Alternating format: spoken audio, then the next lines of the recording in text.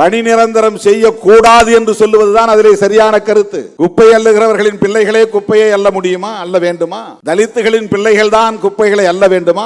அரசு ஊழியர் ஆக்கினால் அந்த வேலை மறுபடியும் யார் வருவார்கள்? அந்த அரசு பணிக்கு யார் வருவார்கள்? எத்தனை பேர் குப்பை அள்ள தயாராக இருக்கிறார்கள்? 70 வயதிலும் அந்த பணியை செய்யக்கூடியவன் ஒருவன் இருக்கிறான் என்றால் அவன் யார் என்று நீங்கள் பார்க்க வேண்டும். இந்த தலைமுறை அவர்கள் அந்த தொழிலை செய்துவிட்டு போகட்டும், அடுத்த தலைமுறை அந்த தொழிலுக்குள் அவர்கள் போகக்கூடாது என்பதுதானே சமூக நீதி. அதிலிருந்து அவர்களை மீட்பதுதானே சமூக நீதி. தொழில்நுட்பத்தில் வளர்ச்சியடைந்த நாடுகளுக்கு இது போன்ற சிக்கல்கள் இல்லை.